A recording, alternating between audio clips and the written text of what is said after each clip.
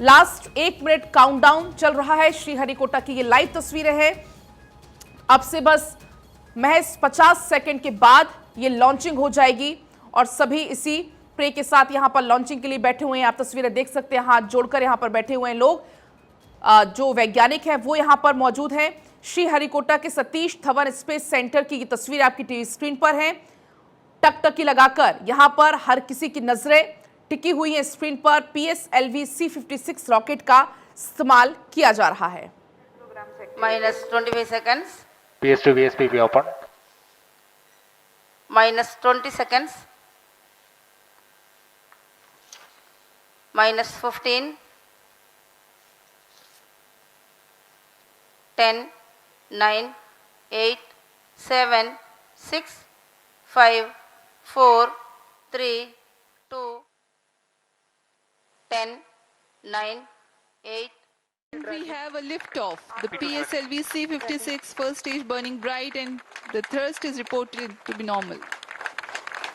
जी हाँ, अभी अभी आपने देखा PSLV C-56 प्रमोशन यान का सफलतापूर्ण उत्थापन प्रथम प्रमोशन मंच से, और प्रथम चरण का निष्पादन पूरी तरह सामान्य है। यह करीबन 110 सेकंड तक श्रीहरिकोटा से ये लाइव तस्वीरें आपने देखी। 7 सैटेलाइट अंतरिक्ष में भेजे गए हैं। सफल यहां से जो पहला चरण है वो सफल तरीके से लॉन्च हो चुका है। सफल लॉन्चिंग हो चुकी है। श्रीहरिकोटा की तस्वीर आपकी टीवी स्क्रीन पर है। आपको बता दें, कुल मिलाकर 7 उपग्रह हैं जिन्हें भेजा जा रहा है, 7 सैटेलाइट है जिन्हें भेजा जा रहा है। उन 7 के बारे में आपको ब्रीफ दे देते हैं। DSR सिंगापुर का ये उपग्रह सिंथेटिक अपर्चर रडार उपकरण से युक्त है। The stage is 20 meters long and 2.8 meters in diameter. तो ये देखिए सफल लॉन्चिंग PSLV C-56 रॉकेट को लॉन्च किया गया। इसरो ने एक बार फिर से इतिहास रचा है। एक तरफ चंद्रयान 3 की सफल लॉन्चिंग हुई और इसके बाद एक साथ 7 सैटेलाइट भेजकर इसरो ने एक रिकॉर्ड और अपने नाम कर लिया है। DSR जो एक उपग्रह है, इसके बारे में आपको जानकारी देते हैं। कुल मिलाकर 7 सैटेलाइट है जिसको लॉन्च किया गया है। सिंगापुर का यह उपग्रह सिंथेटिक अपर्चर रडार उपकरण से युक्त है। इसे इसराइल की अंतरिक्ष तकनीक क्षेत्र की कंपनियों ने बनाया है और ये उपग्रह हर मौसम में, रात में, दिन में काम करते हुए धरती की 1 मीटर सतह तक डेटा उपलब्ध करवाएगा। जो दूसरा सैटेलाइट है वेलॉक्स AM, ये 23 किलो का ये माइक्रो उपग्रह तकनीक प्रदर्शन के लिए ये भेजा जा रहा है। ऑर्किड एटमॉस्फेयर कपलिंग और डायनामिक एक्सप्लोरर का ये प्रायोगिक उपग्रह है। +2 minutes. प्रथम चरण के कार्यकाल के पश्चात उसे पृथक कर दिया गया है तथा द्वितीय चरण जो कि तरल नोदक वाला विकास इंजन वाला चरण है, इसका प्रज्वलन शुरू हो चुका है।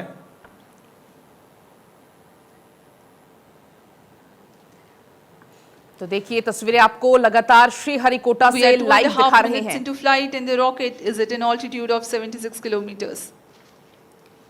The second stage has commenced its operation. It's a liquid stage that has 41 tons of propellant loading. Fuel is STU-H25 and oxidizer N2O4. द्वितीय चरण वर्तमान में प्रणोद उत्पन्न करता हुआ, इस चरण के दौरान ही पेलोड फेयरिंग यानी ऊष्मा कवच को यान से पृथक कर दिया जाएगा तथा यान क्लोज लूप गाइडेंस के अंतर्गत चला जाएगा। The legendary Vikas engine powers this stage and generates a maximum thrust of 800 kilonewtons. PS2 stage is 12.8 meters long and 2.8 meters in diameter. In the meantime, the rocket clears the dense atmosphere. It no longer needs to be steered to reduce aerodynamic loads and it can now be guided based on final destination with respect to its current position, marking the beginning of closed loop guidance.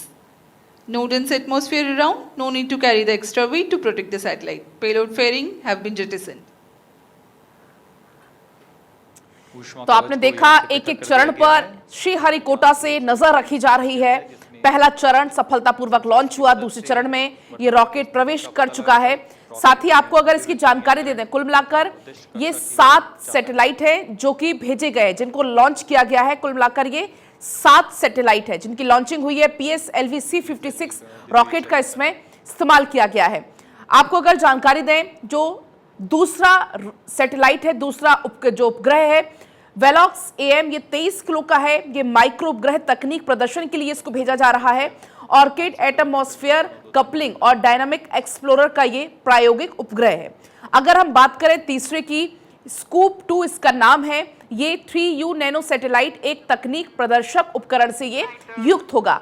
साथ ही अगर बात करें चौथे की, उसका नाम है glacier 2। ये भी 3U नैनो सैटेलाइट होगा जो कि पृथ्वी की निचली कक्षा में परिक्रमा करेगा। चरण का प्रज्वलन शुरू हो चुका है। तृतीय चरण HPS 3 के नाम से हम जानते हैं। यह इस चरण में 7.6 टन का प्रणोदक होता है और यह 240 किलो न्यूटन का प्रणोद उत्पन्न करता है। The third stage has commenced its operation. It is a solid Plus propellant 5 stage. Current altitude 180 kilometers, ground range around 480 kilometers. Maximum thrust that the stage develops is 250.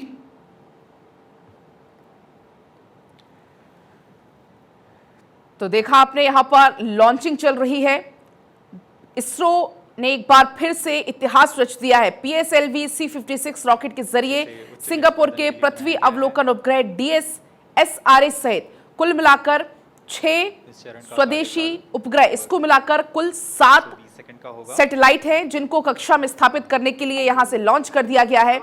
ISRO ने बताया है कि ये दिन बेहद खास है क्योंकि एक बार फिर से इसरो अपने नाम एक इतिहास करने जा रहा है। एक साथ 7 सैटेलाइट को इसरो ने लॉन्च किया है।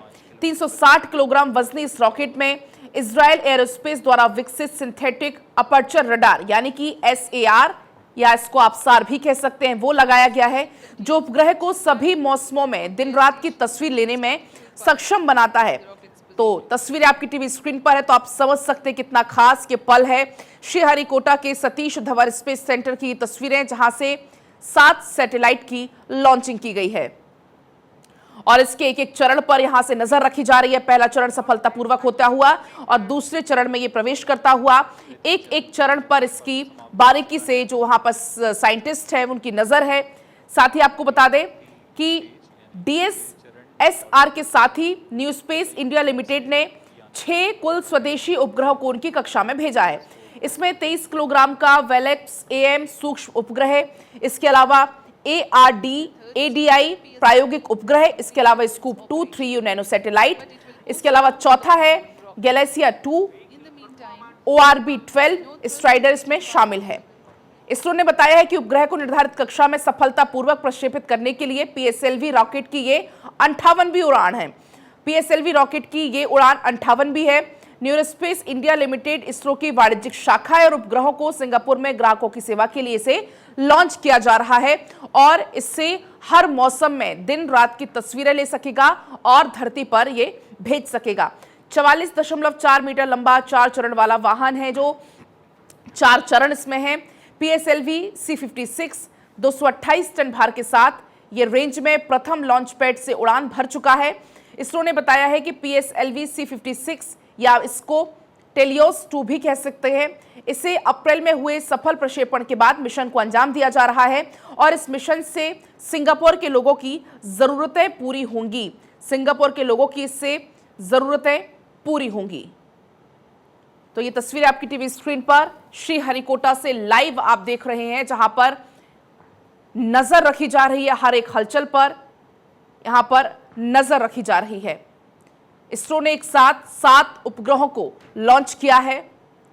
7 उपग्रह लॉन्च हो चुके हैं। श्रीहरिकोटा के सतीश धवन स्पेस सेंटर से ये लॉन्चिंग हुई है। 23 किलोग्राम वजनी ये उपग्रह है और इसके अलावा प्रायोगिक उपग्रह atmospheric coupling and dynamics explorer orchid है। 3U नैनो उपग्रह स्कूप 2 को भी अंतरिक्ष में ले जाया जा रहा है। इसरो ने बताया है कि शहरी और जो दूर के इलाके हैं उन इलाकों में उपकरणों और क्लाउड के बीच में कनेक्टिविटी मुहैया कराने वाले के लिए उन्नत 3U नुलाइन का उपयोग किया जा रहा है। पृथ्वी की निचली कक्षा में परिक्रमा कराने वाले ये 3 नैनो उपग्रह गैलेसिया 2 और अंतर्राष्ट्रीय सहयोग से विकसित ORB-12 स्टारर को PSLV 56 से लॉन्च किया जाएगा। तो ये 7 जो सैटेलाइट है उन सातों के अलग अलग काम होंगे जिसकी एक साथ यहां से लॉन्चिंग हुई है।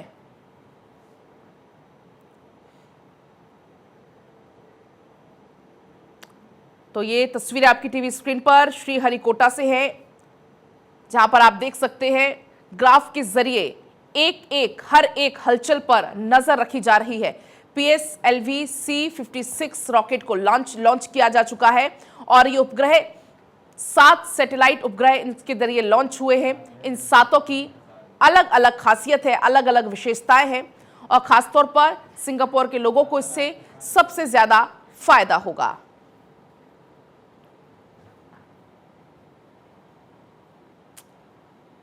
तो ये तस्वीरें आपको हम लगातार दिखा रहे हैं। यहाँ पर साइंटिस्ट में जो हलचल है वो भी आप यहाँ पर देख सकते हैं, क्योंकि हर एक चरण पर यहाँ पर नजर रखी जा रही है। एक कमर्शियल मिशन है ये, PSLV C-56 भारत का कमर्शियल मिशन है ये। इसरो की नई उड़ान की ये तस्वीरें आपकी टीवी स्क्रीन पर है। तो आप देख सकते हैं भारत का नाम कितना ऊंचा हो रहा है। एक तरफ चंद्रयान 3 की सफल लॉन्चिंग हुई और दूसरी तरफ इसरो की एक नई उड़ान। इसरो आज फिर एक नई उड़ान भर चुका है। 7 सैटेलाइट की एक साथ लॉन्चिंग हुई है तथा ऊंचाई 354 किलोमीटर।